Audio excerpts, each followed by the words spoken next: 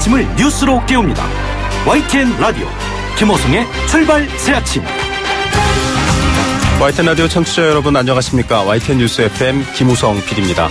김호성 앵커가 늦은 휴가를 떠나게 돼서 일주일간 자리를 대신합니다. 오늘 아침 큰 폭우로 기온이 떨어져 차갑지만 새벽까지 고향 저유소 주변은 뜨거웠습니다. 서울 하늘까지 까맣게 덮은 어제 화재, 전문가와 함께 긴급 진단 준비했습니다. 한반도의 평화를 가리던 검은 연기는 거치고 있습니다. 폼페이오 미 국무장관의 방북 성과 나쁘지 않다는 평가입니다. 하지만 갈 길은 멉니다. 국내 정치 상황도 역시 팽팽한 힘겨루기 중입니다. 1부에서는 바른미래당 하태경 최고위원을, 2부에서는 동국대 북한학과 김용현 교수 연결해서 관련 이슈 짚어봅니다. 아침바람이 쌀쌀한 2018년 10월 8일 김호성의 출발 새아침. 이번 한 주는 김호성 PD와 함께 출발하시죠.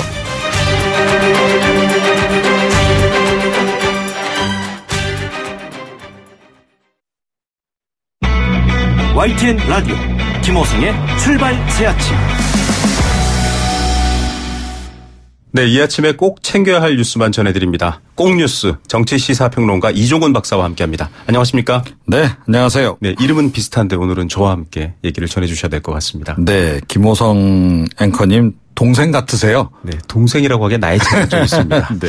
자, 뉴스로 넘어가 보죠. 어제 많은 분들이 놀라셨거든요. 고향 저유소 화재. 일단 불은 껐습니까? 예, 제가 고양시에 사는데요. 네. 조금 전에 이렇게 이쪽으로 오다 보니까 그 불길이 다 잡혀서 네. 검은 연기 다 사라졌더라고요. 네. 어제 오전 10시 54분께 이제 발생을 했습니다. 고양시의 이제 대한송유관공사의 그 경인지사 저유소 휘발유 탱크에서 이제 폭발이 이제 발생을 했고. 네. 그 탱크에 무려 440만 리터 휘발유가 저장돼 있었다고 그래요. 이 양이 엄청나더라고요. 예, 그렇습니다. 그리고 이제 그 인근에 또 이 탱크가 14개가 있다 보니 네. 자칫 잘못하면 이제 대형 참사로 이어지잖아요. 그래서 네. 휘발유 빼내고 거기 이제 물 집어넣고 그 다음에 이제 이 본격적으로 진화하고 이러다 보니까 시간이 꽤 많이 걸렸습니다. 그래서 17시간 만에 결국 오늘 이제 새벽에 진화 일단 완전히 지금 된 상황이고요. 네. 뭐 스프링클러라든가 이런 것들이 작동을 하긴 했습니다. 그런데 이 스프링클러에서 나오는 그 진화 폼이 네. 이렇게 대규모 화재용은 아니라 그래요. 네. 인근에서 조금 이제 화재가 나는 것 정도, 진압하는 정도. 어찌됐건 뭐 이 소방당국이 대형 3단계까지 동원했습니다. 그래서 이 경기, 서울, 인천에 있는 뭐 거의 모든 장비, 소방 인력 다 동원이 됐고. 네. 어제 보니까 소방 헬기도 굉장히 분주하게 왔다 갔다 하고 이제 하더라고요. 예. 네. 저희가 잠시 후에 또 전문가와 함께 좀 구체적인 문제점 원인 분석해드리는 시간 마련하겠습니다. 두 번째 이슈로 넘어가 보겠습니다. 폼페이오 미 국무장관이 방북하고 돌아왔습니다. 네. 폼페이오 장관도 그렇고요. 북한 김정은 위원장도 그렇고 서로 좋은 얘기들을 쏟아내고 있네요. 예, 표정이 아주 밝습니다. 그 폼페이오 장관이 어제 이제 평양 백화원 초대소에서 김정은 위원장하고 3시간 30분가량 면담을 가졌는데. 네. 오찬은 원래 예정돼 있지는 않았었다 그래요. 네. 그런데 오찬이 이제 갑자기 이루어지는 바람에 그만큼 이제 분위기가 좋았다는 뜻인데. 네. 오찬 1시간 반까지 포함해서 이제 3시간 반 이제 회동이 이어진 겁니다. 네. 그 이후에 폼페이오 장관이 이제 이 경기도 오산 공군기지로 들어왔고요. 곧바로 또 청와대 방문해서 저녁 6시 56분부터 문재인 대통령 만났습니다. 네. 한 40분 정도 이렇게 만났는데 그 자리에서 이제 밝힌 내용들이 지금 이제 나오고 있는데요. 북한의 비핵화 조치, 그다음에 미국 정부의 참관 문제. 네. 미국이 취할 상응 조치, 이거 뭐 종전선언을 주로 얘기하지 않나 싶은데 네. 이런 것에 관해서 논의를 했다. 그리고 2차 북미 정상회담은 빠른 시일 내 갖되 시기 장소는 계속 협의하기로 했다라고 설명을 했습니다. 네. 그러면서 뭐 상당히 생산적인 대화를 나눴다.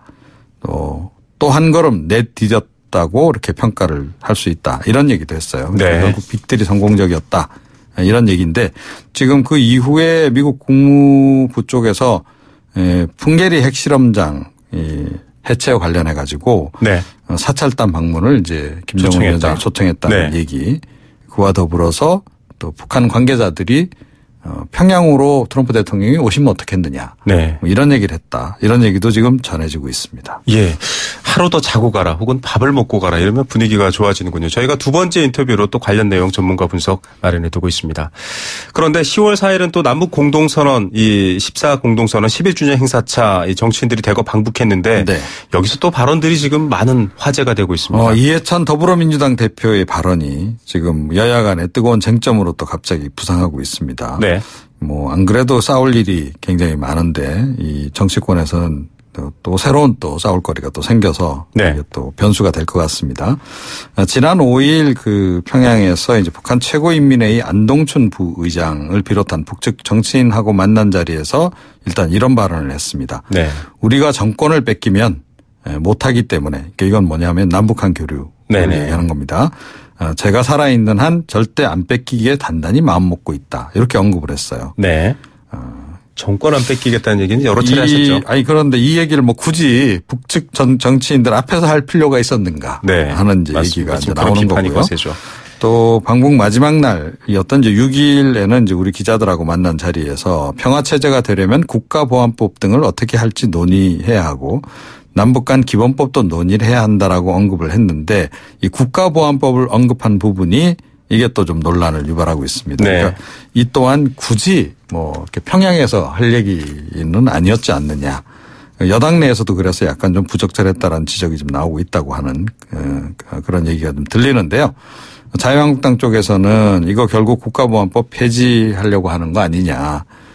그 의도를 좀 숨김없이 내비친 거다. 네. 정치적 의도도 상당히 의심스럽다라고 얘기하고 있고 바른미래당 쪽에서는 특히 또 장기 집권 관련한 발언 네. 이 부분에 민감하게 대해서 받아들여요. 예, 네. 이거 역시 신중하지 못한 그 교만한 언사였다 이렇게 논평을 좀 내놨습니다. 예, 네. 과연 또 여당과 또 관련 정치인들 어떻게 진화할지도 지켜봐야 될 것 같습니다. 이 고용노동부가 현대기아차의 불법 파견 노동자를 직접 고용해야 한다 이런 해석 내렸거든요. 어떻습니까? 네. 예, 이게 조금 이제 우려를 낳고 있는 그런 상황입니다. 그러니까 이 민주노총 금속노조 현대기아차 비정규직 조합원들이 이 정규직 직접 고용을 요구를 하면서 서울고용노동청을 점거를 했거든요. 네. 사측이 제시한 그 4,800명 정규직 전환 방안 이게 이제 꼼수다. 뭐 소송 같은 것도 취하하라는 네. 그런 전제 조건이 걸려 있다. 이래서 이제 이 점거 농성에 들어간 건데요. 이런 상황에서 고용노동부가 중재안을 내놨습니다. 그리고 이제 농성을 풀긴 했어요. 핵심은 직접 고용 명령을 시사를 하면서 직접 협상을 제안한 건데 네. 재계 쪽에서는 하청업체 직원들은 노사협상 대상이 아닌데 이 사람들하고 직접 교섭하라는 건 잘못된 선례를 남기는 거다라고 이제 우려를 표시하고 있고요. 네. 또 현대차 정규직 노조 쪽에서는 뭐 공식적으로는 비정규직 쪽에서의 이제 그 직접 고용 요구 뭐 지지한다 이런 입장이긴 한데 사실은 이게 또 이 정규직과 비정규직 간의 묘한 또 이 기류들이 좀 있잖아요. 네. 이 기아자동차 같은 경우는 비정규직을 철회한 또 사례가 있었죠. 그래서 네. 이게 좀 내부에서 약간 좀 파장을 좀 낳고 있다고 합니다. 예. 어떻게 전개될지 또 저희가 지켜보겠습니다. 오늘 뉴스 감사드립니다. 네.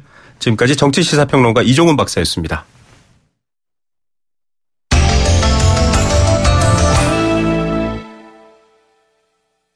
네, 저희가 긴급 인터뷰를 준비했습니다. 어제 고양시 화전동 저유소 이 대한송유관공사의 화재 많은 분들이 걱정했습니다. 전문가 통해서 과연 왜 이렇게까지 어려웠을까 진화가 또 우려되는 점은 없는지 알아보겠습니다. 경민대 소방안전관리학과 이용재 교수입니다. 안녕하십니까? 예, 안녕하십니까? 예, 저유소의 440만 리터의 휘발유 화재 그 자체만으로 사실 많은 분들이 걱정했습니다. 이런 종류의 화재를 경험해 본 적이 없거든요. 이런 종류의 화재 어떤 특징이 있는 건가요? 예, 다른 일반 화재와 다르게 이 저유소 화재라든지 이런 유리 화재 같은 경우는 그 폭발을 동반할 수 있을 가능성이 굉장히 높다라는 부분 하나 하고요. 네네. 그 다음에 일반적으로 어떤 물로다가 소화가 불가능하고 네. 폼 소화 약제라고 하는 그런 특수 그 약제를 사용해야만 진압이 가능하다라는 그런 그 큰 어려움을 가지고 있는 게 이 유류 저장소 화재 또는 유류 화재의 그 위험성 내지는 그 소화의 어려운 그 점이다 이렇게 말씀드릴 수 있습니다. 예, 많이 상식으로 알고 계신 분도 있을 텐데요. 기름은 물로 끌 수 없다 이 얘기인데 이 화재도 마찬가지의 경우여서 어제 오래 걸렸다.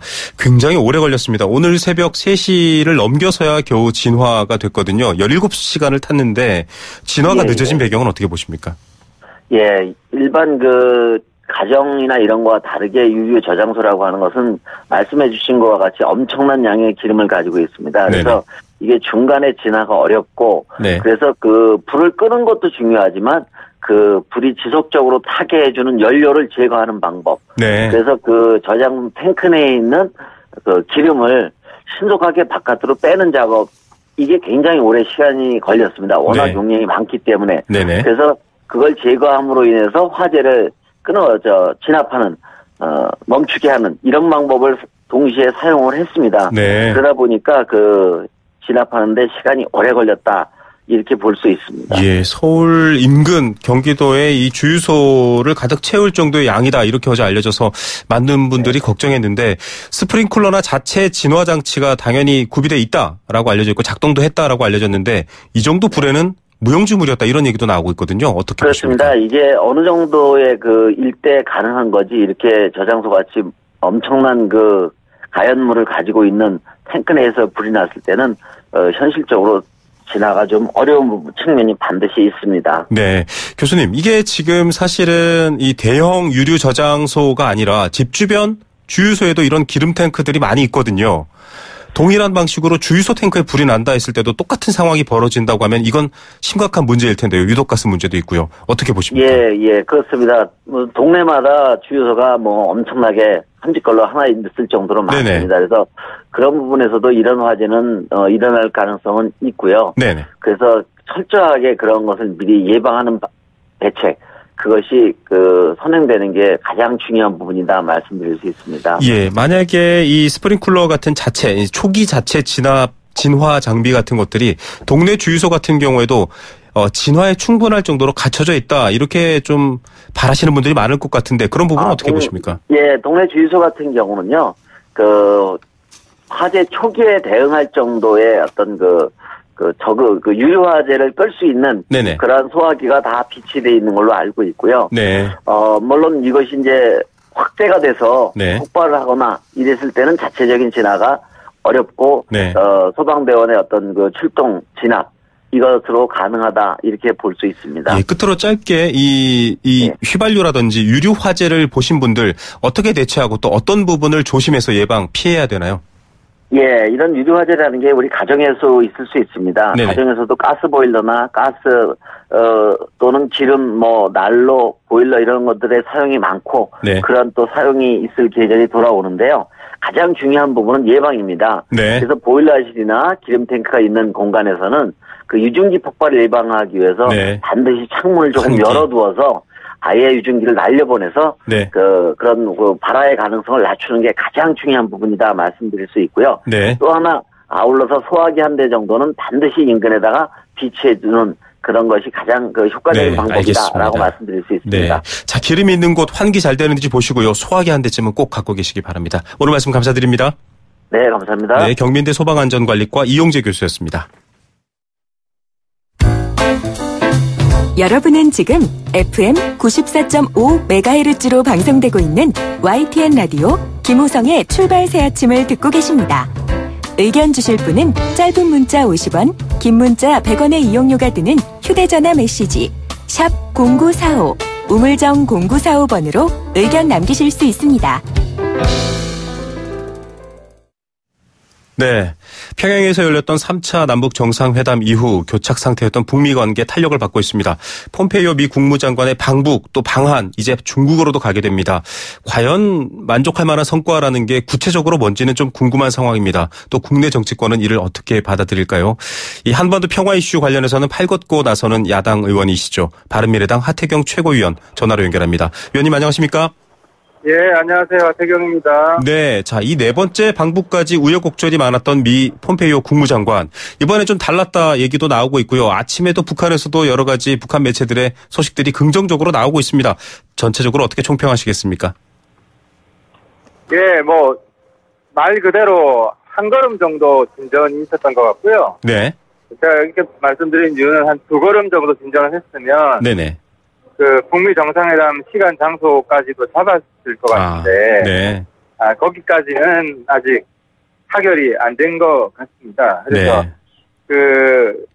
또 하나가 이제 실무회담이 안 됐잖아요. 네네. 그 최선희 비건 실무회담이 돼야 네. 구체적인 일정이 잡히는데 한 50% 정도 진전인 것 같습니다. 예. 자, 한 걸음, 그리고 50% 정도 진전이다. 그런데 아침에 보도되는 걸 보면 일단은 핵사찰의 수용, 물론 풍계리에 국한되어 있긴 합니다만 핵사찰 수용도 나오고 있고요. 또 이 여러 가지 좀 파격적인 계획들이 있다. 구체적으로 밝힐 수는 없다. 이런 내용이 나오고 있습니다. 50%보다는 조금 더 진전될 수 있다. 이렇게 볼 여지가 있을까요? 어떻게 판단하십니까? 네, 그렇죠. 이제 추가로 이제 실무협상도 진행이 되고. 네. 아마 북미 정상회담 전에 트럼프가 한 번 더 북한에 가거나 아니면 김영철하고 만나든지 네. 또 한 번 미팅이 있어야 될 것 같습니다. 왜냐하면 원래 우리가 기대했던 거는 영변 핵시설에 대한 사찰이잖아요. 네. 근데 그 문제 언급이 전혀 없기 때문에 아마 영변 핵시설 사찰과 무엇을 주고받는지에 대한 합의가 아직 이루어지지 않았던 것 같고. 네. 또 종전선언 대가로 또 핵신고를 요구했잖아요. 네네. 그 부분도 타결이 이루어진 것 같지 않습니다. 때문에 이번에는 조금 진전이 있었는데 네. 북미 정상회담 시간 장소를 잡기에 충분한 진전이 있었던 것 같지는 않습니다. 예, 지금 여러 가지 얘기를 놓고서는 일단 북미 정상회담도 중간선거 전에 이루어질 가능성이 충분히 있다. 그리고 장소도 좀 파격적으로 이 김정은 위원장이 미국 워싱턴을 방문하거나 혹은 트럼프 대통령이 북한 혹은 또 서울을 방문하거나 이런 얘기들도 점쳐지고 있거든요. 이런 정도의 진전 상황에 대해서는 어떤 입장이십니까?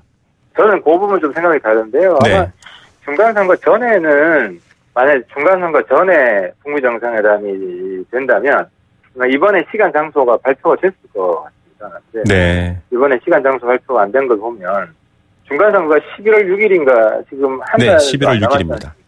네. 그래서 중간선거 이후에 북미 정상회담이 될 것 같고요.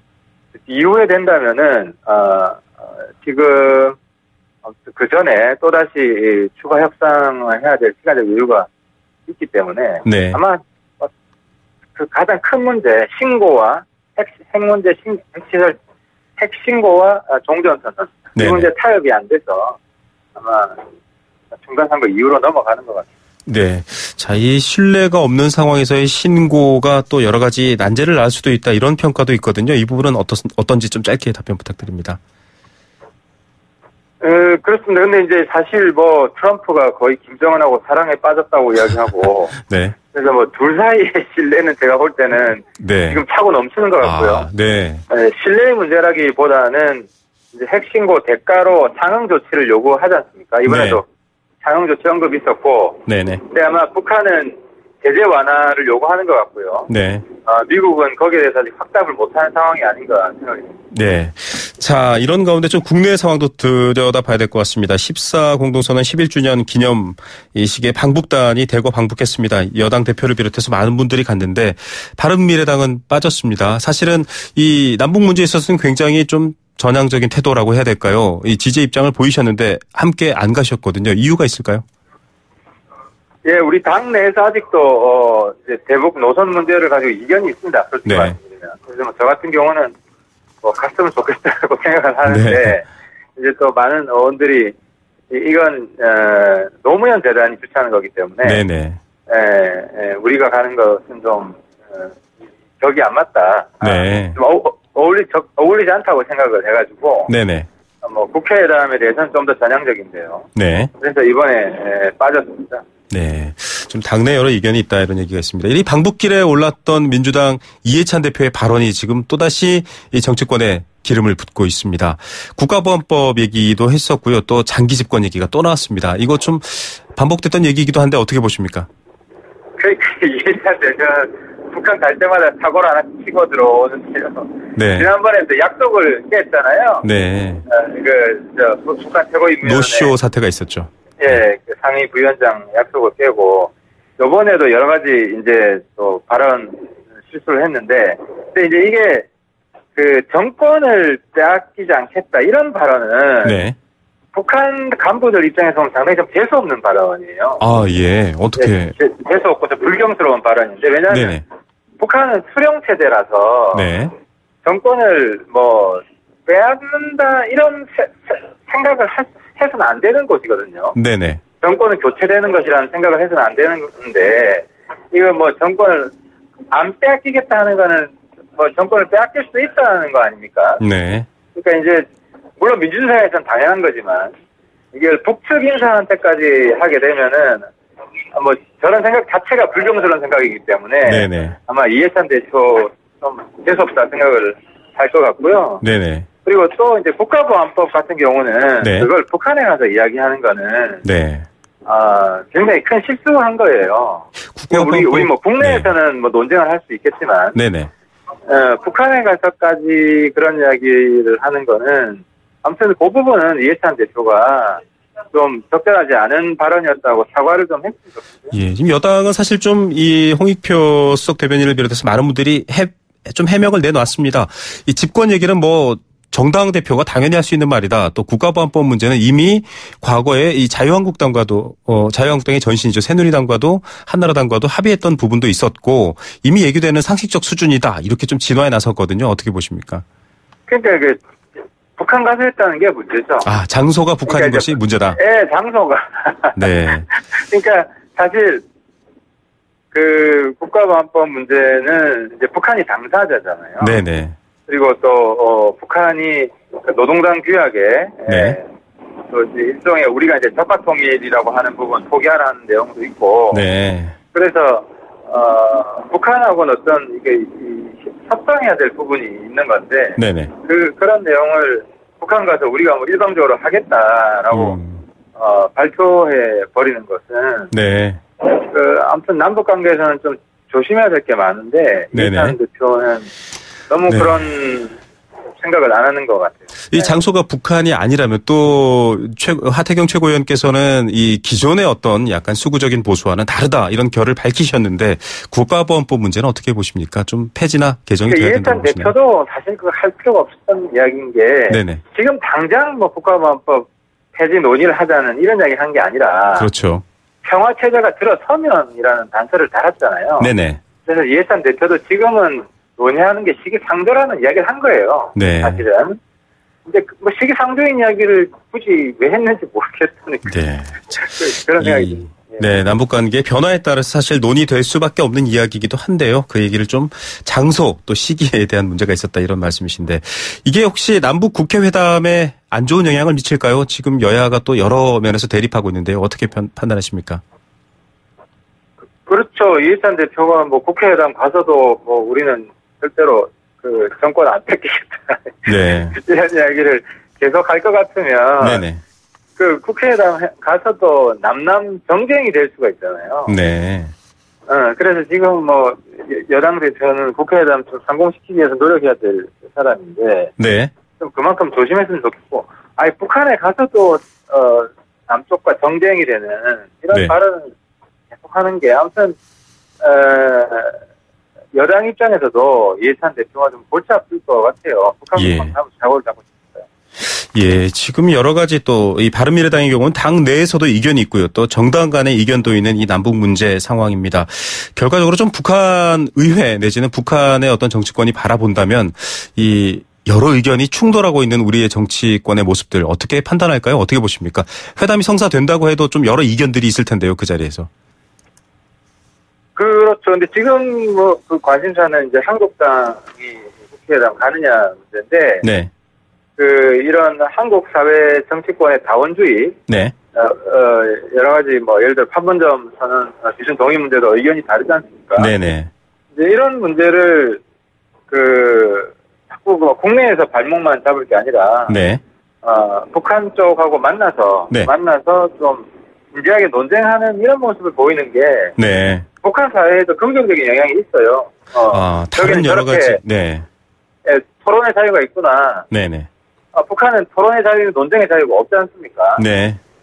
때문에 이제 북한 사회 변화를 촉진하기 위해서라도 네. 보수 진영이 남북 대화를 자꾸 거부만 하지 말고 오히려 네네.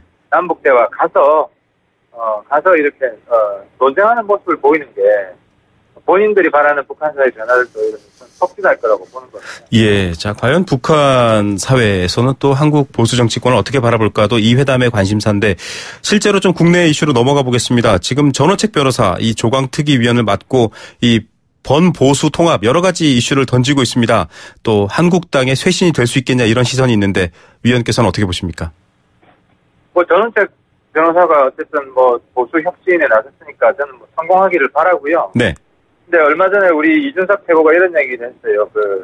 정치 평론은 쉽지만 네. 현실 정치는 그닥 쉽지 않다, 어렵다. 네네. 이제 전원책 변호사 최근에 보이는 모습 보면은 하루는 탄핵 절차에 문제가 있었다. 네. 친박 진영을 주둔하는 그런 발언하고 또 어제는 김무성 대표는 네. 그 혁신의 대상이 아니다. 네네. 또 비박 진영을 주둔하는 좀 국민들이 볼 때 저 양반 칼을 빼서 어디를 치려고 하는 것인지 네. 좀 이런 불명확한 모습을 보이지 않습니까? 네. 그래서 아마 현실 정치가 생각보다 만만치 않다고 하는 걸 느끼고 있는 것 같습니다. 예, 관객에서 실제 선수로 뛸 때의 상황은 어떨지에 대한 여러 의견들이 좀 많이 등장하는 것 같습니다. 오늘 말씀 여기까지 듣겠습니다. 감사합니다. 네, 감사합니다. 네, 바른미래당 하태경 최고위원이었습니다. 1부 순서 여기서 마치겠고요. 잠시 후 2부로 돌아옵니다. 소통의 아침을 여는 공정한 목소리 YTN 라디오 김호성의 출발 새 아침. 네, 출발 새 아침 2부 광고 듣고 와서 폼페이오 방북의 의미 전문가와 함께 진단해봅니다. YTN 라디오 김호성의 출발 새 아침. 마이클 폼페이오 미 국무장관이 네 번째로 북한을 방북했습니다. 지난 세 번째 방북의 빈손 논란 이후 3개월 만이고요. 그 사이 남북은 평양 3차 정상회담 등을 통해 거리를 더 좁혔습니다. 주변 국가들의 움직임도 활발해지는 지금 상황인데요. 어제 폼페이오 국무장관이 김정은 위원장을 만난 결과 문재인 대통령에게 또 강경화 외무장관에게 설명했습니다. 그리고 베이징으로 향할 예정인데요. 북미 정상회담, 비핵화, 종전선언 이 이야기들 어디쯤 가고 있을까요? 전문가 이야기 들어보겠습니다. 동국대학교 북한학과 김영현 교수입니다. 교수님 안녕하십니까? 네, 안녕하십니까? 예, 어제 이 폼페이오가 북한을 방문하고 또 내려와서 청와대에서 문재인 대통령을 만났습니다. 이 네. 핵사찰단을 수용하겠다. 이게 지금 아침에 밝혀지고 있는 핵심 뉴스입니다. 어제까지는 진전이라는 표현만 나왔는데요. 이 정도면 굉장히 좀 뭐랄까요? 지금 긍정적인 방향으로 가고 있다 이렇게 평가할 수 있을까요?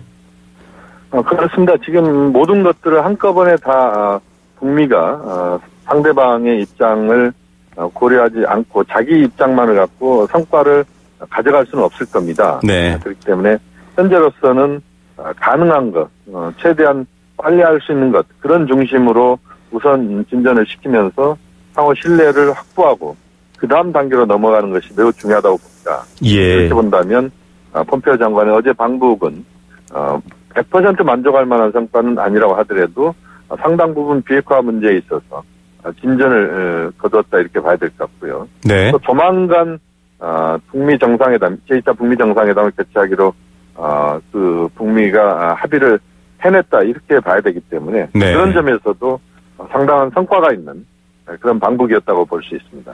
예, 지금 사실 우리 정부를 비롯해서는 좀 타이밍에 대한 관심이 높은 것 같습니다. 이 빅딜 얘기가 나오는 것도 사실 그런 맥락일 것 같습니다. 분위기 될 때 좀 결과를 내자 이런 의미일 것 같은데 결국 제재 완화 같은 것들을 포함한 빅딜은 아직 도달하지 못했다 이렇게 봐야겠죠? 제재 완화 문제는 그렇게 간단한 문제가 아닌 것 같습니다. 네. 특히 미국 입장에서는 중간 선거를 지금 앞두고 있습니다. 네. 중간 선거 11월 6일인데요. 중간 선거를 앞두고 제재 완화를 섣불리 꺼낼 경우에 미국 내에서 보수 여론, 네. 반발 그런 것까지 고려하는 측면이 있는 것 같다고 봐야 될 것 같고요. 네. 역시 지금은 비핵화 문제에 있어서 진전 그리고 종전선언에서의 북한의 입장을 상당 부분 수용하는 그런 정도에서의 우선 합의를 꺼내놓고 그 다음 단계로 가면서 하나 둘씩 문제를 풀어가는 그런 접근법을 취하고 있다. 그렇게 봐야 될 것 같습니다. 네, 아직까지는 단계적으로 접근하고 있다, 진전하고 있다 이런 표현이 역시 정확하겠네요. 결국 아침에 지금 북한 매체 보도도 살짝 나왔는데요. 지금 김정은 위원장도 이번 회담을 만족한다 이렇게 밝혔습니다. 결국은 사찰단 수용이나 이런 비핵화 이야기에 상응하는 미국의 조치, 즉 미국의 상응 조치 뭘까 좀 궁금해지고 있습니다. 구체적으로 어떻게 좀 전망해 볼 수 있을까요? 현재로서는 역시 종전선언과 관련된 부분이라고 봐야 될 것 같습니다. 네.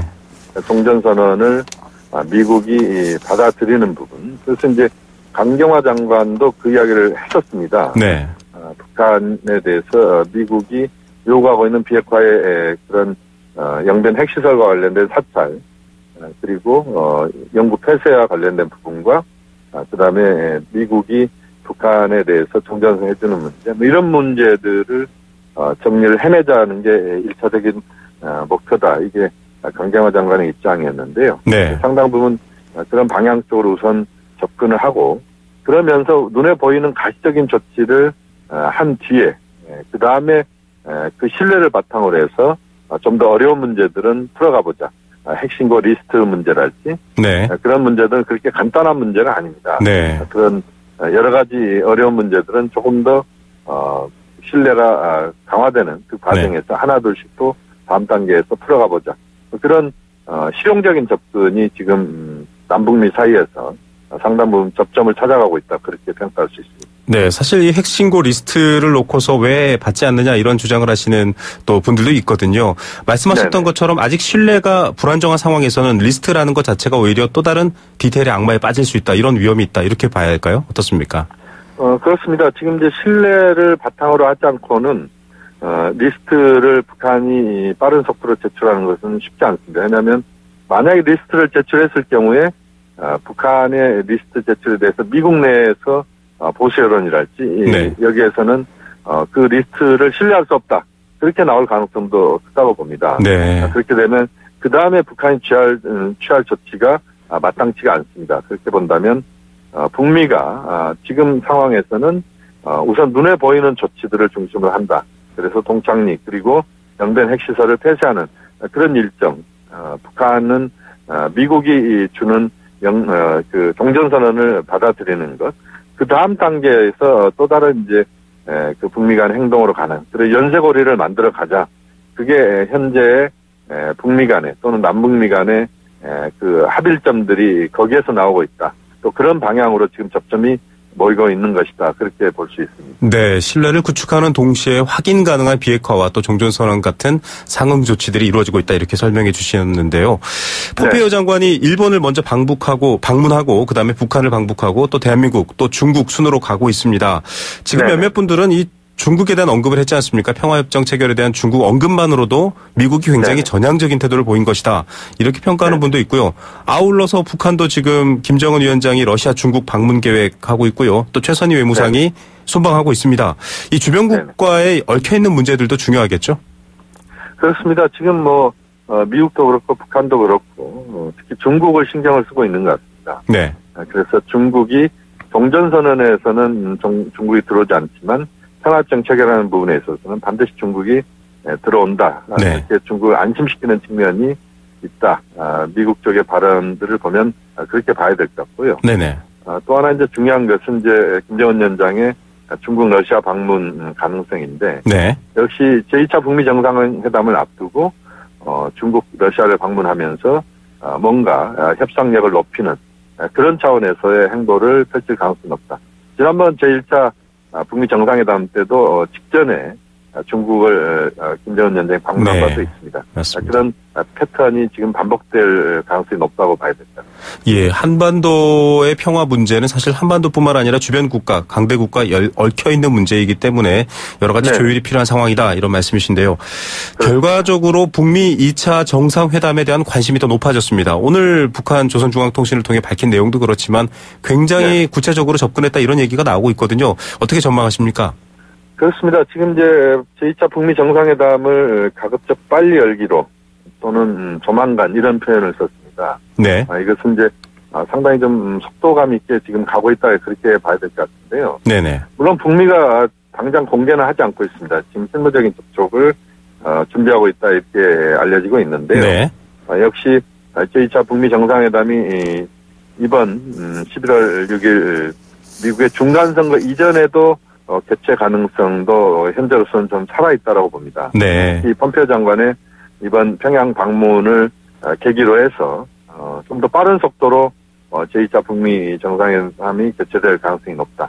이 조만간이라는 표현은 굉장히 이른 시간을 네. 표현한다 이렇게 봐야 되기 때문에 네. 좀 더 우리가 지켜봐야 될 것 같습니다. 예, 이 외교적 언어는 사실 좀 일상의 언어와 다릅니다. 조만간 결국은 11월 6일 미국의 중간선거 이전이 될 수 있다. 이렇게 좀 가능성을 점쳐볼 수 있다. 이런 말씀이시군요. 그렇습니다. 11월 6일 이전 가능성도 있다. 원래 대체로 우리가 생각할 때는 중간선거 이후일 가능성이 높지 않느냐. 네. 물리적으로 준비할 시간도 그렇고 또 지금 북미 간의 접점을 정확하게 찾지 못한다면 중간선거에 부정적 영향을 줄 수도 있는 것 아니냐. 뭐 이런 입장들인데요. 그렇지만 북미가 상당 부분 비핵화 문제, 종전선언 문제에서 접점을 찾아낸다면 오히려 트럼프 대통령은 이것을 중간선거의 허재로 활용할 가능성이 높다. 그런 점에서는 의표를 찌르는 그런 상당히 빠른 북미 정상회담이 11월 6일 이전에도 개최될 수 있다. 그것은 배제할 수 없을 것 같습니다. 네. 뭐 좀 상상력이 필요한 부분일 수도 있겠습니다만 장소도 네. 관심이거든요. 지난번 이 싱가포르에서의 1차 정상회담도 사실은 장소에 대한 여러 얘기가 있었습니다. 2차 정상회담 전문가로서 어느 장소에서 열릴 거라고 상상해 볼 수 있을까요? 좀 예상해 볼 수 있을까요? 우선은 김정은 위원장의 동선과 관련돼서 북한에서 미국까지 갈 수 있는 그런 김정은 위원장의 항공편이 마땅치가 않습니다. 그렇죠. 이번에도 이제 중국 항공을 이용한다는 것은 북한은 상당한 부담이다 이렇게 봐야 될 것 같고요. 네. 또 트럼프 대통령 입장에서는 워싱턴이 가장 좋겠지만 김정은 위원장은 이제 워싱턴으로 가는 것은 상당히 좀 부담을 안을 수도 있다. 그렇게 보면 현재로서는 한반도 내 특히 서울 또는 네.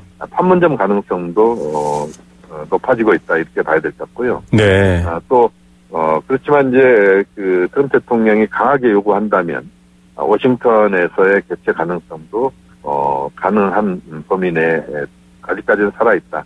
그렇게 봐야 될 것 같습니다. 네, 좀 미국의 정치 상황을 보면 또 미국이 될 수도 있다 이런 그림도 있습니다. 폼페이오 국무장관도 방북 이후에 이 문재인 대통령이 아주 중요한 역할을 하고 있다 이런 언급을 했습니다. 지금 사실은 3차 정상회담 또 유엔 총회까지 좀 쉬지 않고 달리고 있는 상황인데 어떻게 보십니까? 현 정부 또 문재인 대통령의 역할 지금 이 시점에서 어느 정도의 비중 또 어느 정도의 역할을 하고 있다고 판단하십니까? 지금 보면은 북미 최고 지도자들이 다 문재인 대통령의 역할을 높이 평가하고 있습니다.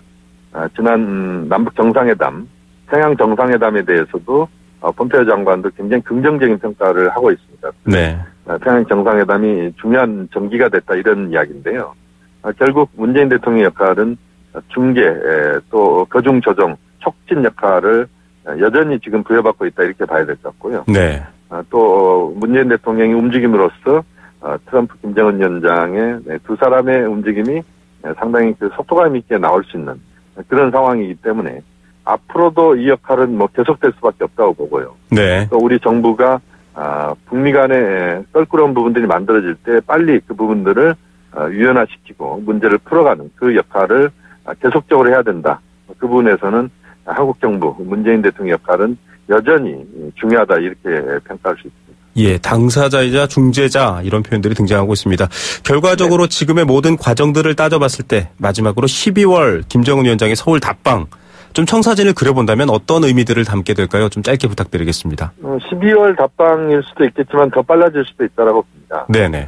특히 이제 김정은 위원장의 답방은 결국 한반도에서의 비핵화 종전선언 문제 또는 비핵화 평화체제 문제에 상당 부분 어떤 진전을 이룬다. 네. 그것을 전제하는 서울 방문일 가능성이 높습니다. 네. 그렇기 때문에 좀 더 그러한 성과들을 거두기 위해서 많은 노력을 남북미 당국이 해야 된다고 봅니다. 예. 자, 이 북한의 사찰단 초청 허용해서 12월 혹은 그 전이 될 수도 있는 이 김정은 위원장의 서울 답방까지 이 시계가 또 어떻게 흘러갈지 저희가 지켜봐야 할 것 같습니다. 오늘 말씀 감사드립니다. 네, 고맙습니다. 네, 동국대학교 북한학과 김용현 교수였습니다. 네, 8시 10분 뉴스 끝나고 뵙겠습니다.